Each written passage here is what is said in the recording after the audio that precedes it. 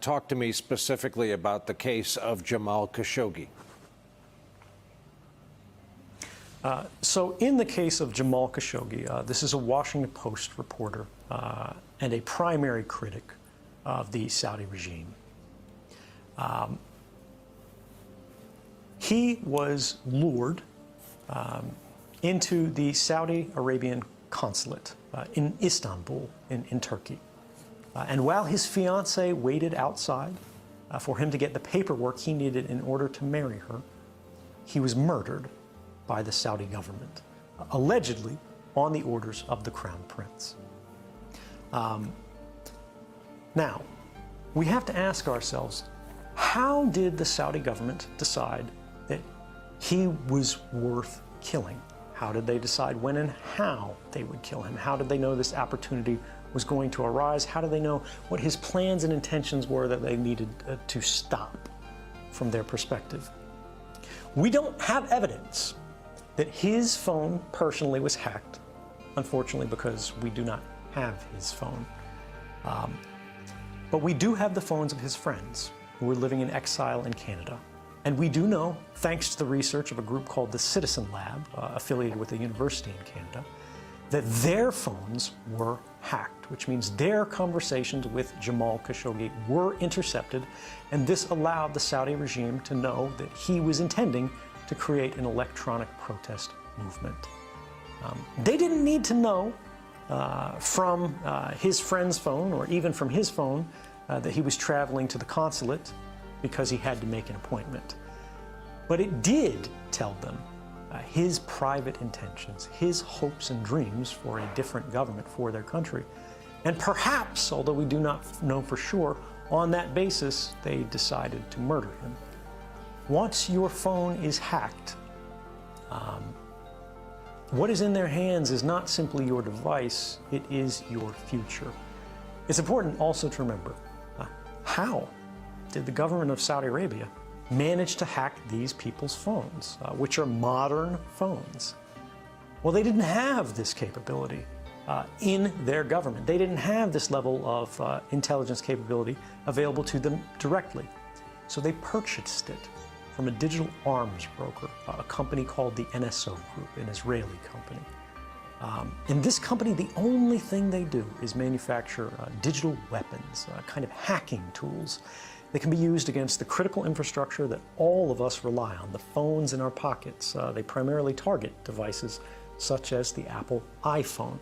And they sell this capability to break into phones of people around the world for millions and millions of dollars to some of the worst governments on earth.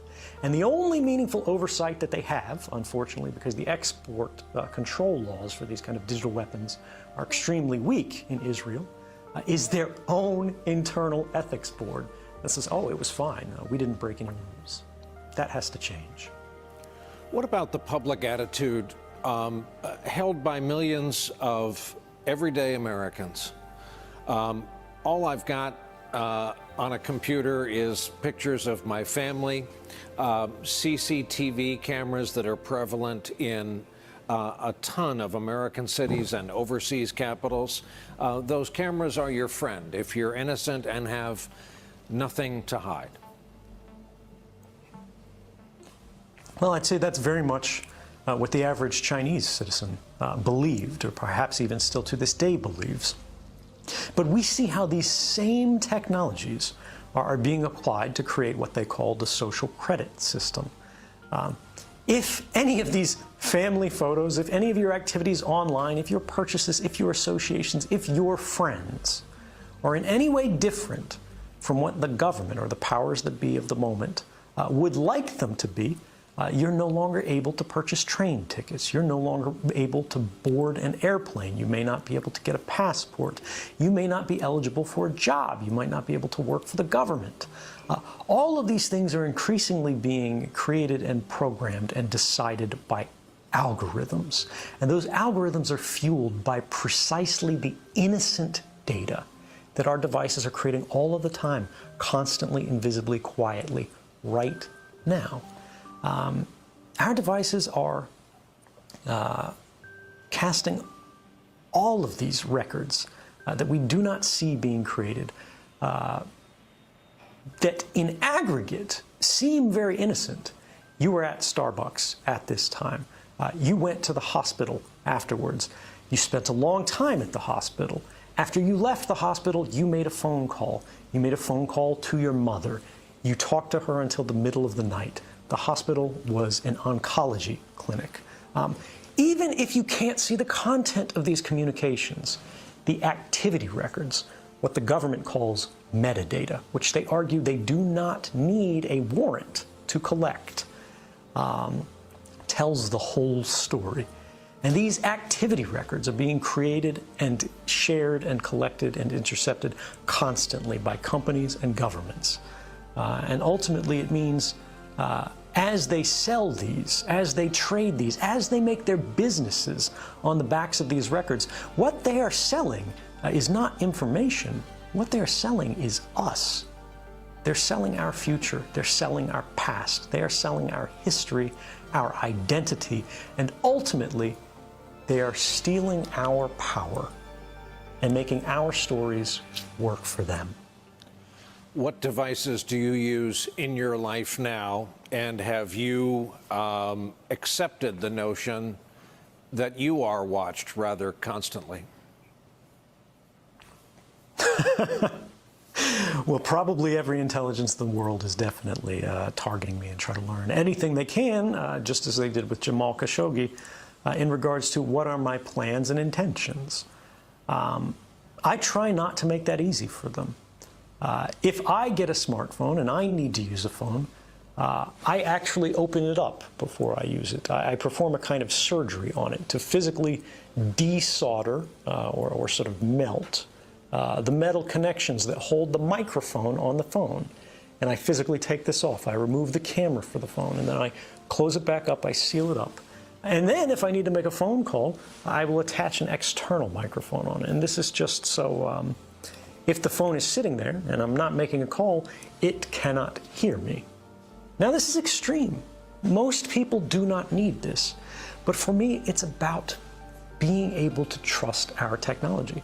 My phone could still be hacked. My laptop could still be hacked. And just as I told you before, the same principles apply to me. If it is hacked, they can do anything to the device that I can do. So my trust in technology is limited. But just because that's how it is today doesn't mean that's how it has to be.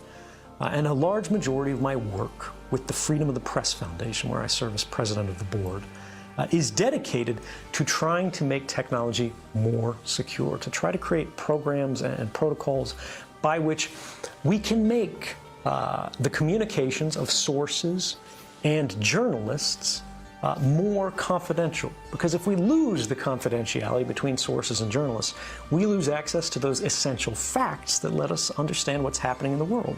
And unfortunately, under this White House, just like under the prior White House, we see the sources of very important stories that have advanced the public interest facing retaliation from a very angry government. I believe it's in the first half of the book, and I'm paraphrasing, you come out and just say, the computer guy knows everything, or at least he should. What part computer guy were you, and what part trained spy? Well, for the vast majority of my career, I was what was called a systems engineer or a systems administrator.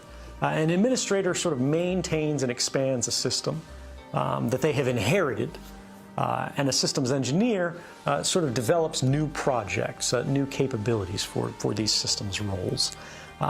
What this means in short was that all of the systems that the NSA and the CIA that I was put in charge of, I had total access to.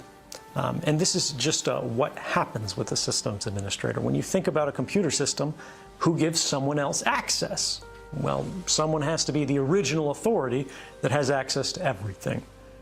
That was me. And so I say the computer guy knows everything.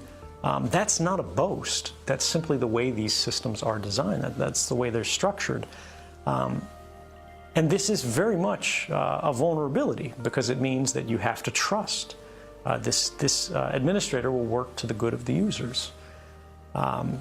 But what happens when the people using that network, the people constructing that network, are going against the benefit of the broader society. And this put me in a very interesting kind of conflicted position. I could do what the NSA wanted me to do, or I could do what the Constitution of the United States, the public of the United States, needed me to do, which was report that my agency had broken the law. Do you regard yourself as a journalist these days? I'm not. I have tremendous respect for journalists, but I try to keep a distance, particularly in this moment where so much of journalism is coming under attack. Because the government has a tremendous incentive to discredit me, to make people distrust me. And so if I hold myself out, if I start reporting stories, if I start talking to sources, if I try to start advancing what the public knows on a personal level, my reputation could sort of poison the well. Instead, I keep a distinction. What I do is I try to aid the work of journalism, but I'm not myself a journalist.